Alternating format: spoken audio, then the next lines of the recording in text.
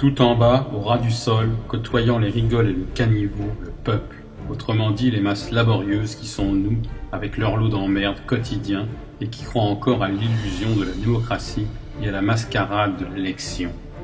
Au-dessus, les gouvernements qui possèdent le monopole du pouvoir, qui l'utilisent pour nous taxer, nous contrôler comme du bétail.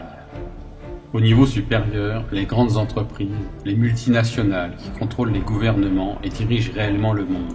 Financement des campagnes et corruption de la classe dirigeante par le pouvoir de l'argent, pour leur seul profit.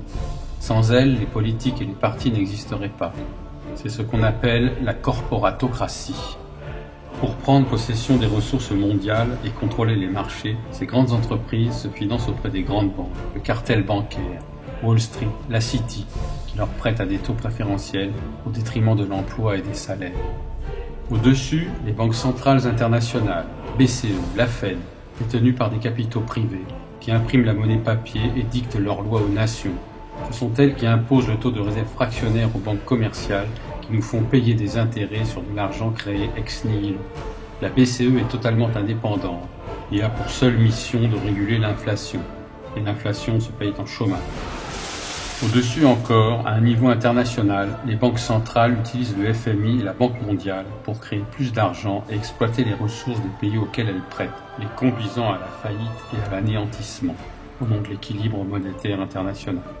Sous prétexte de les sauver, elles imposent leurs lois, les lois du marché, pour le profit d'une petite élite sans scrupules, au détriment des peuples qu'elles saignent à blanc, avec le soutien des politiques et des médias subordonnés. À l'avant-dernier niveau, la Banque centrale des banques centrales, la BRI, la Banque des règlements internationaux, créée par les Rothschild, qui contrôle toutes les banques centrales internationales. Au dernier niveau, tout en haut, juste sous l'œil qui domine le monde, une petite élite oligarchique réduite aux seules familles des Rothschild, cartel bancaire, et des Rockefeller, complexe militaro-industriel, assises sur leur bon gros tas d'or et qui regardent sombrer les peuples dans une extrême pauvreté en se tapotant le bas du ventre avec la satisfaction du devoir accompli. Ils poussent des cris de félicité et de suffisance en tirant sur leurs bretelles. Pof, pof, bruit de la fumée du cigare au prix incalculable qui s'échappe de la bouche de ces hyènes insatiables des ténèbres.